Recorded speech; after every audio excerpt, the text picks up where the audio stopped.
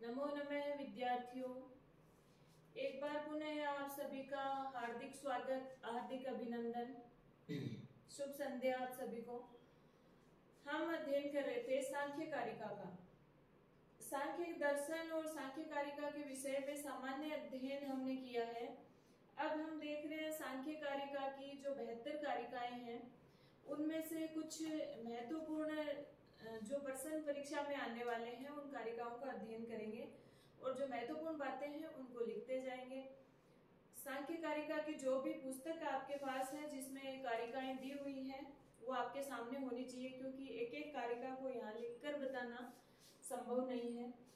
तो देखिए, सबसे पहले आपको पता होना चाहिए सांख्य कारिका का मूल उद्देश्य। ईश्वर कृष्ण ने जो सांख्य कारिका लिखी है उसका मूल उद्देश्य क्या है?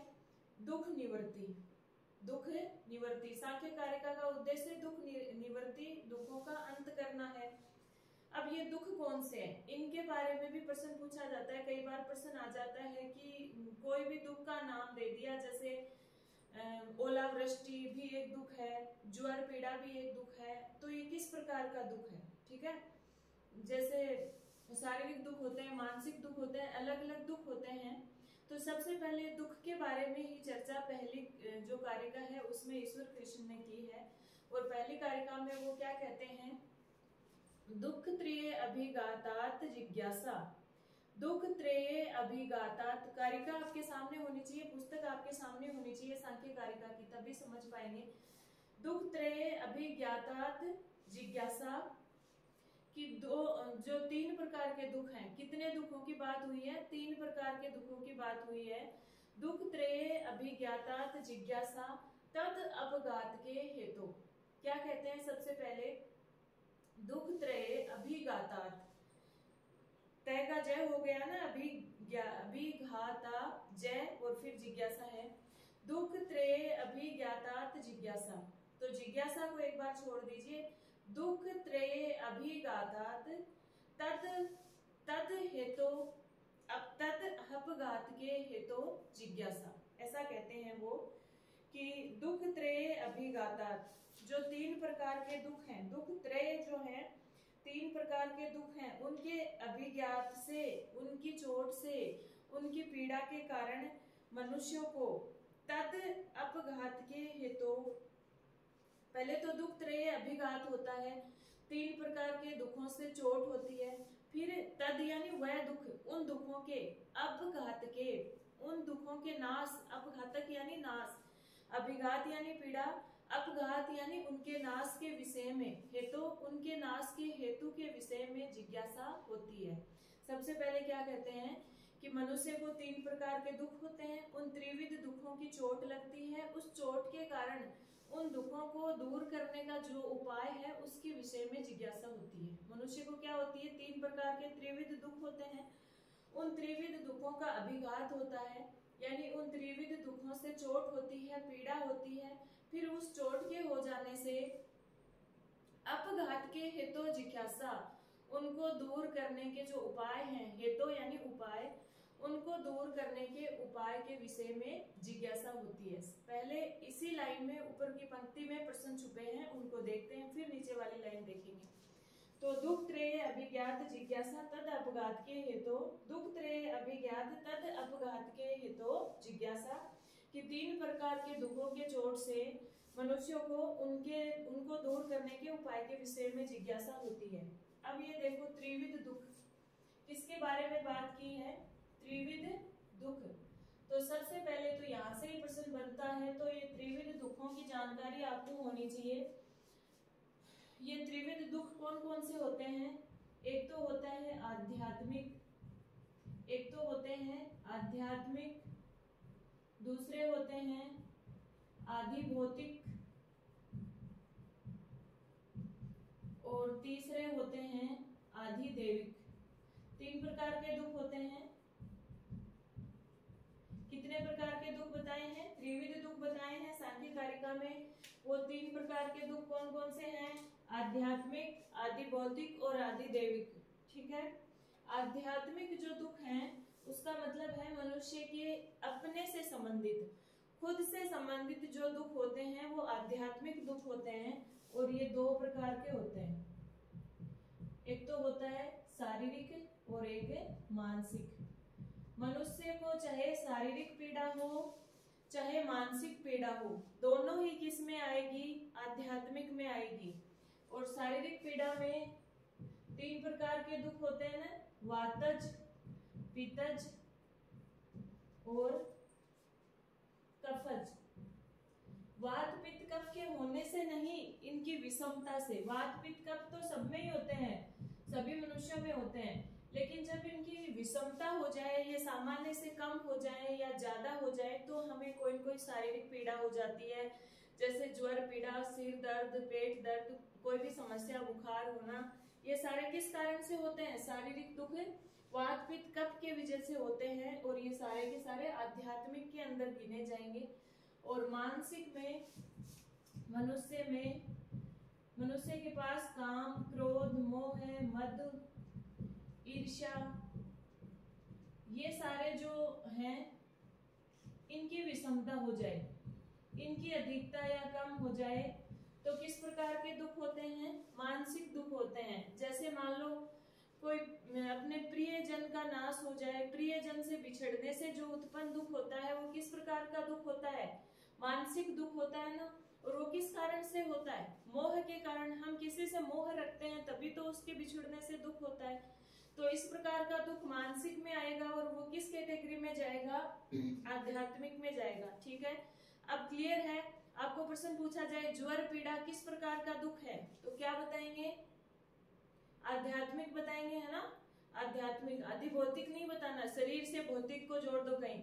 आध्यात्मिक दुख है।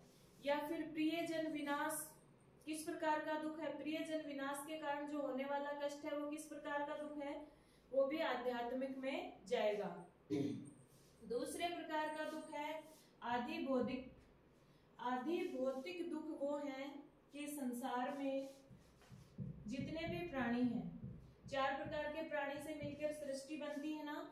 जरायुज, अंडज, जरायुज यानी झिल्ली से पैदा होने वाले, चाहे कोई मनुष्य हो या कोई पशु आदि, वो सभी मृग सभी किसी में आते हैं? जरायुज में। अंडज में पक्षी आदि, अंडे से उत्पन्न होने वाले अंडज में आते हैं।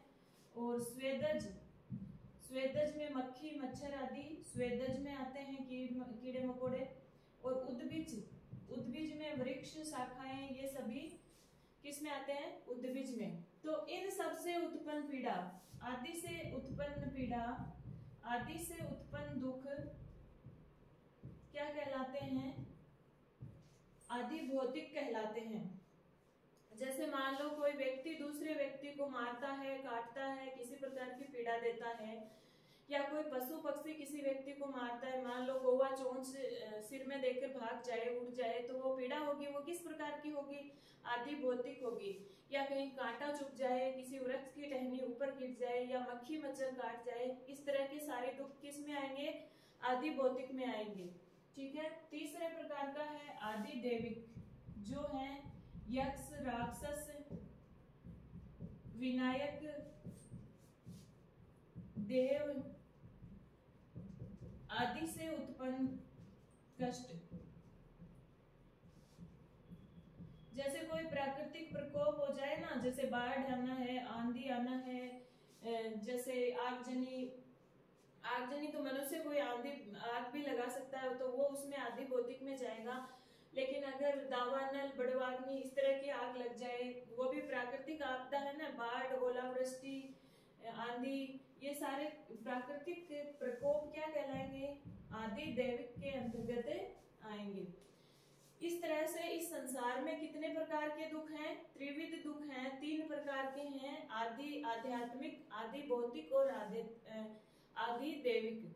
इन 3 तरह के दुखों की चर्चा हुई है। अब क्या कह रहे हैं कि ये 3 प्रकार के जो दुख है ना, इनसे मनुष्य को चोट होती है, इनसे पीड़ा होती है। दुख त्रय अभिघात, यानी 3 प्रकार के दुख की चोट से मनुष्य पीड़ित होता है। फिर क्या होता है? तद अपघात के हेतु जिज्ञासा, फिर क्या होता है कि उनको अपघात के, उनको दूर करने के विषय में जो उपाय होते हैं उनके विषय में जिज्ञासा होती है। और उसी जिज्ञासा को लेकर के सांख्य कारिका लिखा गया है कि इन त्रिविध दुखों को दूर कैसे किया जाए। ठीक है, नीचे वाली पंक्ति में कहते हैं दृष्टे सा अपार्था, सा यानी वह कौन, जिज्ञासा। सा किसके लिए आया है, जिज्ञासा। दृष्टे, दृष्टि यानी सांसारिक उपाय, दृष्टे शब्द क्या है, सांसारिक उपाय के लिए आया है कि दुखों को दूर करने के जो सांसारिक उपाय हैं, दृष्टे सा अपार्था, सांसारिक उपायों के होते हुए तो सा अपार्था, वो चिंता, वो जिज्ञासा व्यर्थ है। कि सांसारिक दुख है तो उनके सांसारिक उपाय भी तो हैं, बुखार है तो दवाई भी तो है ना, टेबलेट भी तो है उसकी, या अन्य कोई मच्छर काट रहा है तो उसके लिए भी तो दवाई है ना, मोर्टिन किल पता नहीं कौन कौन से आ रहे हैं, तो मच्छर की दवाई है, मक्खी की दवाई है, बुखार की दवाई है, किसी तरह की पीड़ा है तो उसका सांसारिक उपाय भी तो है। तो दृष्ट उपाय के रहते हुए वो तो जिज्ञासा व्यर्थ है। नीचे वाली पंक्ति में वो कह रहे हैं दृष्ट उपायों के रहते हुए वो जिज्ञासा व्यर्थ है। शुरुआत की 12-13 कारिकाएं ज्यादा इंपॉर्टेंट है, तो उनको, जो इंपॉर्टेंट नहीं होंगी उनको अपन नहीं पढ़ेंगे। तो दृष्टे सा अपार्था, दृष्ट उपायों के रहते हुए वो तो बेकार है, वो जिज्ञासा तो व्यर्थ है। चेतन, आगे जो ईश्वर कृष्ण वो कहते हैं कि चेतन ऐसा नहीं है, ऐसी बात नहीं है। एकांतात अत्यंतो अभावात, एक शब्द आया है एकांतात मतलब एकांतिक, और एक है आत्यंतिक अभावात, कि जो सांसारिक उपाय हैं वो दुखों को दूर करने में उनमें एकांतिक और आत्यंतिक अभाव है। कि सांसारिक उपायों से जिज्ञासा व्यर्थ है ऐसा नहीं है, ईश्वर कृष्ण कहते हैं, क्योंकि सांसारिक उपायों से तो एकांतात आत्यांतात अभावात, कि उन सांसारिक उपायों से दुखों की एकांतिक और आत्यंतिक निवृत्ति का अभाव है। एकांतिक का मतलब है निश्चित, और आत्यंतिक का मतलब है पूर्ण रूप से। एकांतिक मतलब निश्चय ही और आत्यंतिक मतलब पूर्ण रूप से, इन दोनों चीजों का अभाव है। कि सांसारिक उपायों से दुखों की एकांतिक निवृत्ति हो जाएगी, यानी दुख निश्चित रूप से मिट जाएगा, इस बात का अभाव है, और पूर्ण रूप से मिट जाएगा इस बात का भी अभाव है।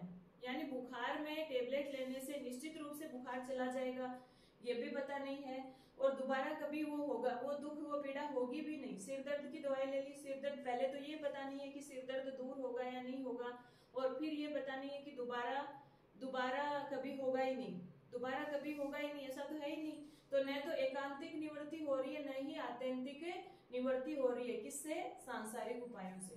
तो पहले कारिका में यही उन्होंने कहा है, दुख त्रय अभिघातात् तद अपघात के हेतु जिज्ञासा, कि 3 प्रकार के दुखों की चोट से मनुष्यों को उनको दूर करने के उपायों के विषय में जिज्ञासा होती है। फिर कहते हैं दृष्टे सा अपार्था, कि दृष्ट उपायों के रहते हुए तो वो व्यर्थ है, वो जिज्ञासा व्यर्थ है।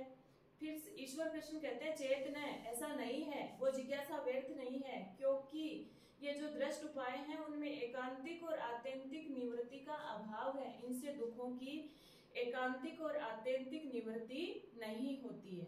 यानी दुख न तो पूर्ण रूप से मिटते हैं और निश्चित रूप से मिट जाएंगे। एकांतिक का मतलब है निश्चित रूप से, और आत्यंतिक मतलब कि हमेशा के लिए मिट जाएंगे, ऐसी कोई निश्चितता नहीं है। ठीक है, तो फिर आगे कह रहे हैं, आगे जो प्रश्न पूछने वाले हैं, एक तो दृष्ट उपाय होते हैं दुखों को दूर करने के, दूसरे हैं आनुसर्विक उपाय।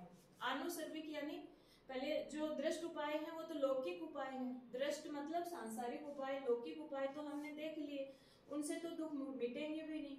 फिर दूसरा व्यक्ति कहता है कि आनुसर्विक उपाय देख लो, कि वैदिक उपायों में हम जो वैदिक उपाय करते हैं ना दुखों को दूर करने के लिए, कि याग यज्ञ आदि जो उपाय है, क्या पता उनसे दुख मिट जाए, तो उनको देख लो। तो देखो ईश्वर कृष्ण फिर उनके बारे में क्या कहते हैं। जो आनुसर्विक, दृष्ट का अर्थ क्या है, सांसारिक, और आनुसर्विक यानी वैदिक। दृष्ट यानी सांसारिक, आनुसर्विक वैदिक। तो वैदिक उपाय कैसे हैं? दुखों की निवृत्ति के वैदिक उपाय किस प्रकार के हैं, इस पर प्रश्न आगे कहते हैं। वो कहते हैं तद्वत आनुसर्विक। आनुसर्विक उपाय भी तो सांसारिक उपायों के जैसे ही है, यानी हम जिनके गले मिलने चले थे वो भी हमारे जैसे ही निकले।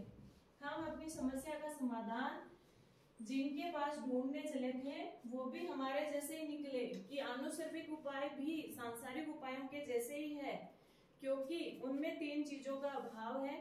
और कौन सी 3 चीजों का अभाव है? अविशुद्धि, क्षय और अतिशय का अभाव है।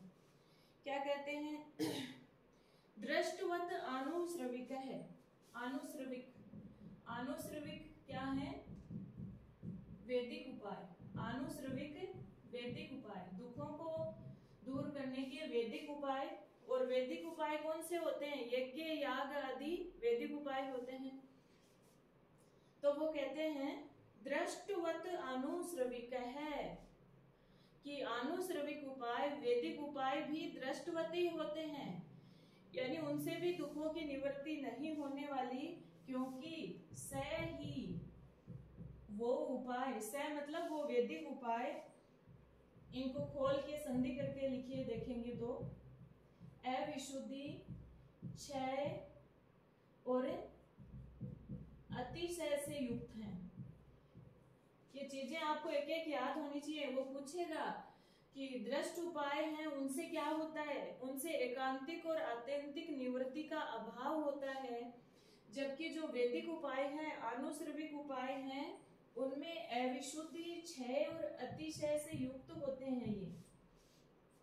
ठीक है, इनमें क्या कमी है? इनसे दुखों की निवृत्ति क्यों नहीं होती? क्योंकि एक तो इनमें अविशुद्धि से युक्त होते हैं, विशुद्धि मतलब शुद्ध और अविशुद्धि मतलब अशुद्ध।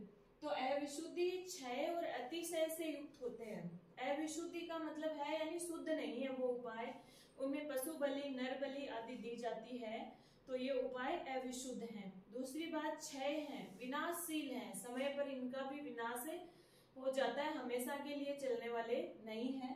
एक अतिशयता है उनमें, यानी जैसे ज्योतिषोम से भी स्वर्ग मिलता है और वाजपेयी से भी स्वर्ग मिलता है, तो फिर दोनों में फर्क क्या हुआ? एक व्यक्ति ज्योतिषोम कर रहा है, दूसरा राजसूय कर रहा है, तीसरा वाजपेयी कर रहा है, और तीनों ही यज्ञों से स्वर्ग की प्राप्ति हो रही है। तो ईर्ष्या की भावना तो अपने आप, यानी विषमता है तीनों में, तो इनसे दुखों की निवृत्ति कैसे होगी? दुख तो ज्यादा बढ़ेंगे इनसे।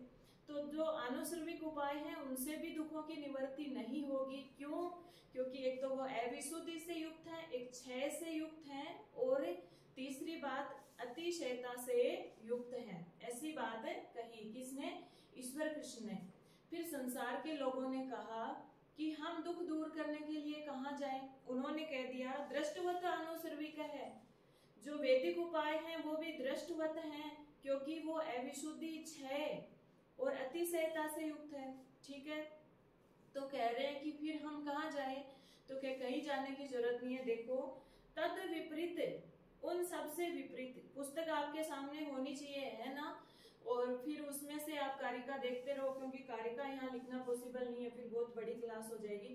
तद विपरीत, उसके विपरीत, किसके विपरीत? दृष्ट उपायों और आनुश्रविक उपायों के विपरीत श्रेयान, श्रेष्ठ है।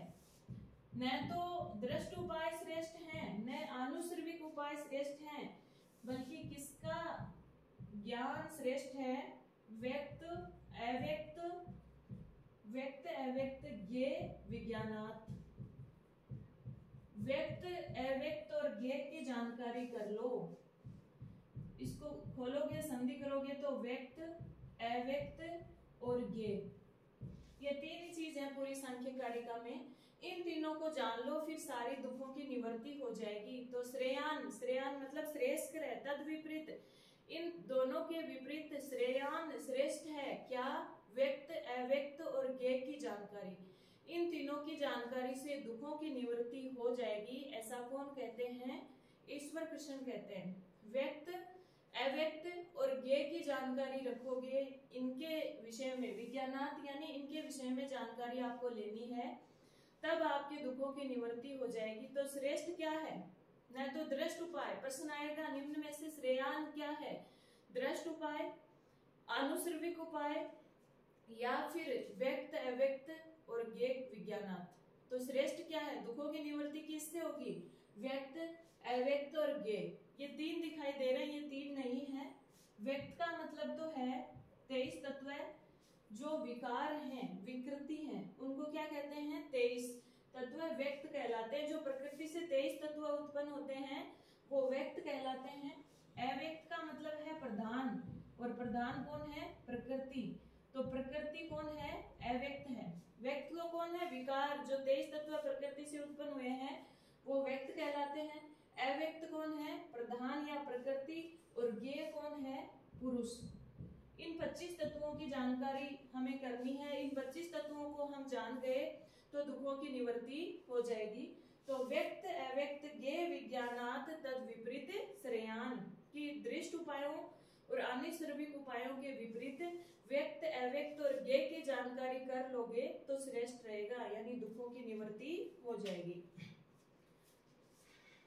अगली जो तीसरी कारिका है, इट्स वेरी वेरी इंपॉर्टेंट, क्योंकि इसमें बताया है कि कौन कौन से तत्व हैं हमारे इसमें। इसको थोड़ा सा समझाना होगा आपको, पहले समझ लो फिर इस कारिका को पढ़ो। कि एक तो पूछा है विकृति, आपके प्रश्न आएगा निम्न में से विकृति कौन है, प्रकृति विकृति कौन है, न प्रकृति न विकृति कौन है, और अविकृति कौन है। तो ये सब कौन होते हैं इसकी जानकारी आपको होनी चाहिए। देखिए इसी का पूरा खेल है पूरी सांख्य कारिका में।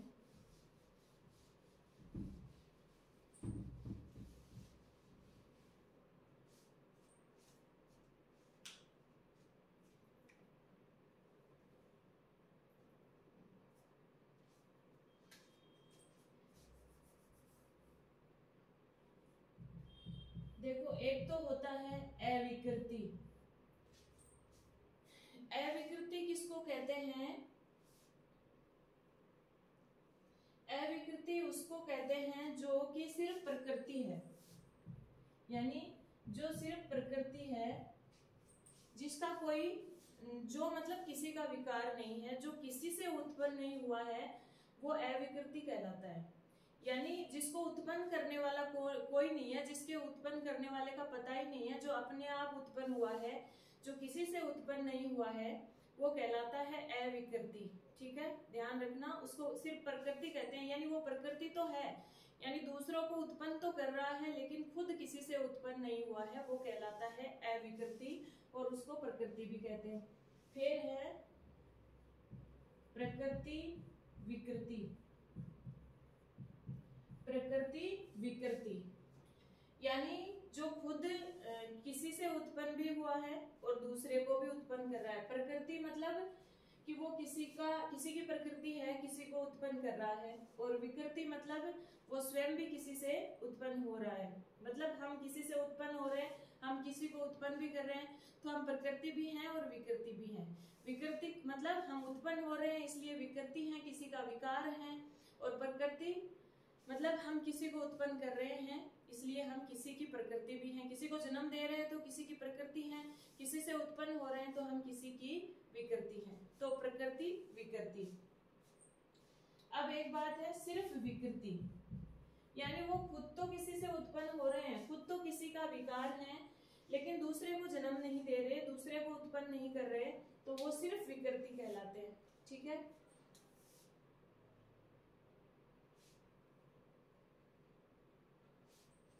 और एक होता है नए प्रकृति और नए विकृति, कि जो नए तो उत्पन्न हुआ है और नए किसी दूसरे को उत्पन्न करता है। यानी वो ऐसे ही है, न तो खुद उत्पन्न हुआ है न किसी दूसरे को उत्पन्न कर रहा है, वो क्या कहलाता है, नए प्रकृति नए विकृति। ठीक है, अब देखिए इस सांख्य कारिका में इसी का खेल है पूरा पूरा। एक तत्व है प्रकृति और एक तत्व है विकृति, एक तत्व है प्रकृति और एक तत्व है पुरुष। इस दो तत्वों पर पूरी पूरी सांख्य कारिका टिकी है, एक प्रकृति एक पुरुष। अब देखिए प्रकृति से उत्पन्न हुआ है महत, महत यानी बुद्धि, महत से उत्पन्न हुआ है अहंकार, प्रकृति से महत, महत से अहंकार, अहंकार से देखो कितने तत्व उत्पन्न हुए हैं, अहंकार से पंच ज्ञानेंद्रिया, अहंकार से पंच ज्ञानेंद्रिया उत्पन्न हुई है। पंच ज्ञानेंद्रिया आप जानते हो ना, त्वक, त्वक, श्रोत्र, चक्षु, घ्राण यानी नासिका और रसना यानी हमारी जिह्वा। तो इनको लिखने की जरूरत नहीं है, लिखो तो लिख लो। पांच ज्ञानेंद्रियां कौन सी हैं? चक्षु, त्वक, घ्राण, वैसे पुस्तक में दिया हुआ है चक्षु, त्वक, घ्राण, जिह्वा और श्रोत्र। ये पांच क्या है? ज्ञानेंद्रिया। फिर इसी अहंकार से पंच कर्मेंद्रिया उत्पन्न हुई है। पंच कर्मेंद्रिया कौन सी होती है आपको पता ही है। पंच कर्मेंद्रिया है वात, पानी, पाद, पायु और उपस्थ। ये पांच हमारी कर्मेंद्रियां हैं जिनके बारे में आप सभी ने सुना है। पांच ज्ञानेंद्रियां, पांच कर्मेंद्रियां किससे उत्पन्न हो रही है? अहंकार से। एक है मन, मन जो उपेंद्रिय है, ये भी अहंकार से उत्पन्न हो रही है। और फिर एक है पंच तन्मात्राएं। पंच तन्मात्राएं कौन सी होती हैं? ये होती हैं शब्द, स्पर्श, रूप, रस और गंध। ये पांच तन्मात्राएं हैं। और इन पंच तन्मात्राओं से उत्पन्न होते हैं पंच महाभूत। पंच महाभूत कौन से? पृथ्वी, जल,